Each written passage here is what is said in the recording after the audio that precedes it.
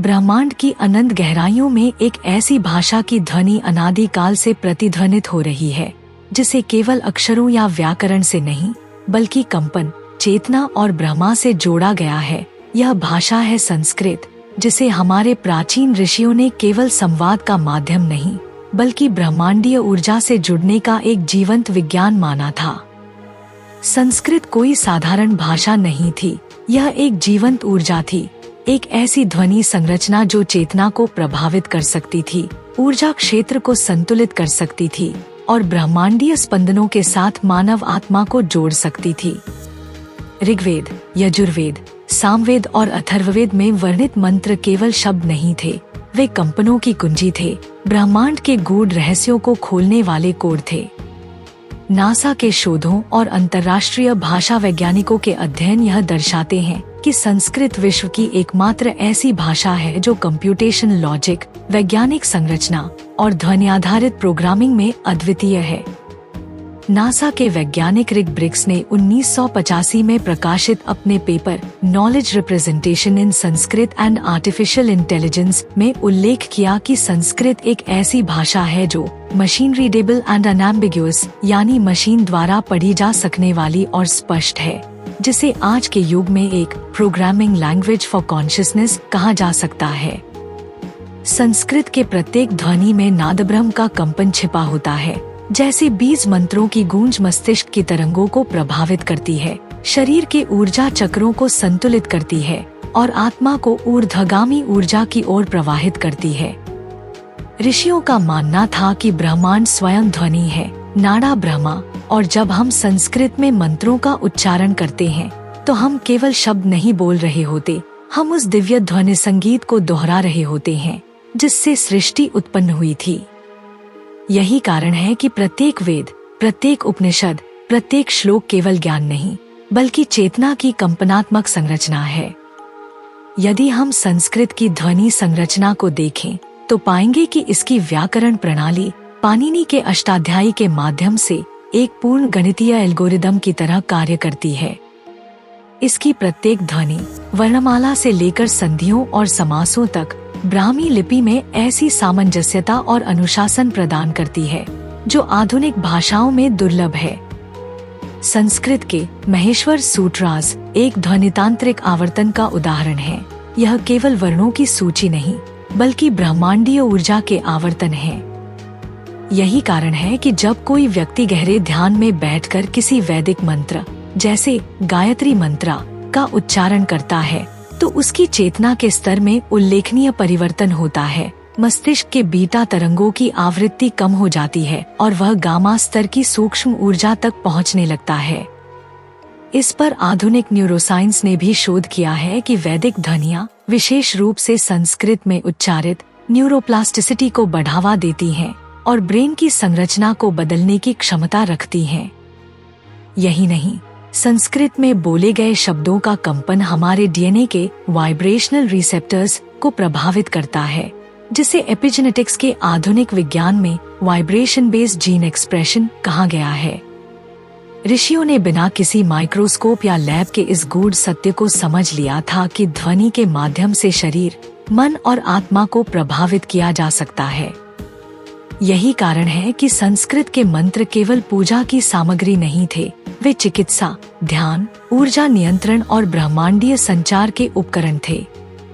आज भी जब हम दक्षिण भारत के किसी मंदिर में या हिमालय की किसी कुटिया में बैठकर संस्कृत के शुद्ध उच्चारण वाले श्लोकों को सुनते हैं तो एक अलौकिक कंपन, एक अदृश्य ऊर्जा हमें छूती है, क्योंकि ये शब्द केवल ध्वनि नहीं, ब्रह्मांडीय संकेत हैं। आधुनिक तकनीक इस ओर संकेत कर रही है कि भविष्य का मानव जब अपने और ब्रह्मांड के बीच गहरे संबंधों को खोजेगा तो उसे फिर से संस्कृत की ओर लौटना होगा, क्योंकि यही वह भाषा है जिसमें चेतना का कोड लिखा गया है। नासा और अन्य अंतर्राष्ट्रीय अनुसंधान संस्थान जैसे मिट और यूनिवर्सिटी ऑफ कैलिफोर्निया अब संस्कृत के ध्वनि आधारित प्रोग्रामिंग और भाषा विज्ञान पर गहराई से शोध कर रही हैं। उन्होंने पाया है कि संस्कृत वह भाषा है जिसे बिना अर्थ के भी केवल उच्चारण मात्र से ही कंपनात्मक ऊर्जा उत्पन्न होती है। जब हम कहते हैं भूर्भुवः स्वः, तो हम केवल 3 लोगों का नाम नहीं ले रहे होते, बल्कि हम उन ऊर्जा कंपन की ध्वनि तरंगों को सक्रिय कर रहे होते हैं जो हमारे चारों ओर के सूक्ष्म ब्रह्मांड को जागृत करती हैं।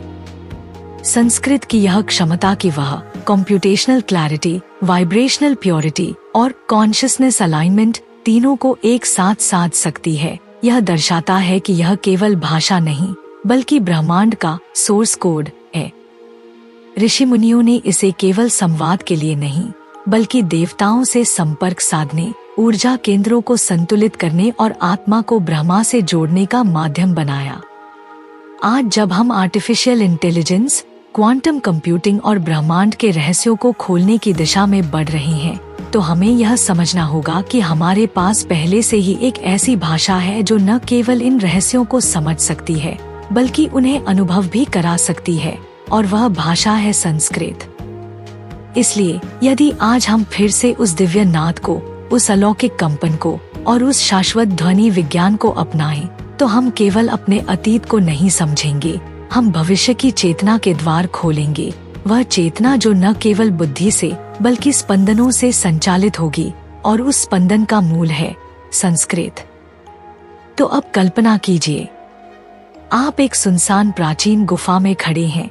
दीवारों पर उकेरी गई लिपियां कुछ कहती हैं, पर भाषा नहीं समझ आती। तभी हवा में एक कंपन फैलता है कि गूंज गुफा में प्रतिध्वनित होती है, और अचानक वे शिलाएं बोलने लगती हैं। वे कोई और भाषा नहीं बल्कि संस्कृत में संवाद करती हैं।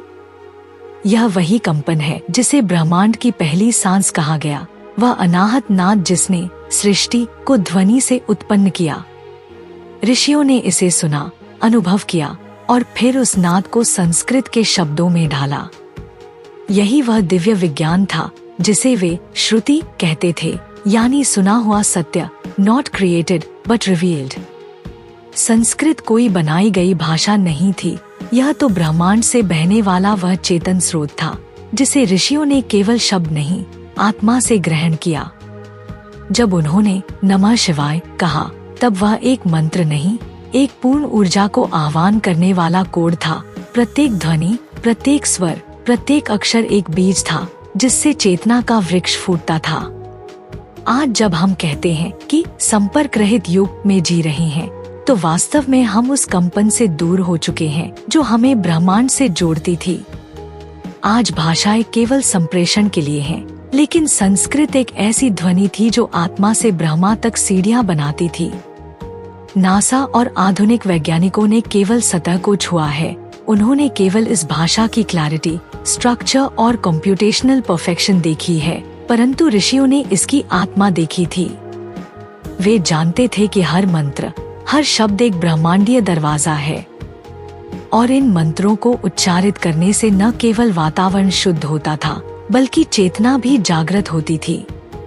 अब सोचिए, क्या हो अगर हम फिर से उन मंत्रों को केवल पूजा की विधि न माने, बल्कि उन्हें उस खोई हुई तकनीक के रूप में देखें जो हमारी आत्मा को पुनः ब्रह्मांड से जोड़ सकती है। क्या हो अगर संस्कृत को स्कूलों की मृत भाषा न मानकर उसे चेतना विज्ञान के मूलभूत स्तंभ के रूप में अपनाया जाए। क्या हो अगर हम संस्कृत के माध्यम से केवल पाठ न पढ़े बल्कि ब्रह्मांड को महसूस करें। संस्कृत को केवल वैदिक भाषा कहना इसकी सीमाओं को बांधना है, यह तो चेतना का वाइब्रेशनल मैप है। आज जितने भी AI language models, voice algorithms और लिंग्विस्टिक स्ट्रक्चर्स बन रहे हैं, उनका मूल यदि कहीं है तो वह है संस्कृत। क्योंकि जहाँ अन्य भाषाएं भ्रमित करती हैं, वहाँ संस्कृत स्पष्टता देती है। जहाँ अन्य भाषाएं भाव की प्रतीक्षा करती हैं, वहाँ संस्कृत कंपन से अर्थ प्रदान करती है। इसलिए जब एक ऋषि अहम ब्रह्मास्मि कहता है, तो वह सिर्फ वाक्य नहीं कह रहा, वह अपने भीतर ब्रह्मा को महसूस कर रहा होता है। जब एक साधक गायत्री मंत्र का जाप करता है, तो वह शब्दों से नहीं, ध्वनि के कंपन से ब्रह्मांडीय चेतना को स्पर्श कर रहा होता है। यह भाषा आत्मा की भाषा है, और यही कारण है कि नासा इसे प्रोग्रामिंग लैंग्वेज फॉर कॉन्शियसनेस कहता है, क्योंकि इसकी ध्वनि उस गहराई को छूती है जहां तक आज के एल्गोरिदम्स, एआई और कोडिंग सिस्टम्स नहीं पहुंच सकते। अब समय है कि हम फिर से उस प्राचीन विज्ञान की ओर लौटें, संस्कृत की ओर लौटें। न केवल इसलिए कि यह हमारी सांस्कृतिक धरोहर है, बल्कि इसलिए कि यह ब्रह्मांड से हमारा सीधा संवाद है। यह वह स्पंदन है जिसे यदि आपने आत्मा से महसूस कर लिया तो आप जान लेंगे कि शब्दों से परे भी एक भाषा होती है, और वह भाषा है संस्कृत। तो जब अगली बार आप किसी मंदिर में घंटी की गूंज सुने, किसी वैदिक मंत्र का उच्चारण सुने, तो केवल कानों से मत सुनिए, उसे हृदय से सुनिए, आत्मा से अनुभव कीजिए, क्योंकि वह केवल ध्वनि नहीं, वह है आत्मा का ब्रह्मांड से संवाद।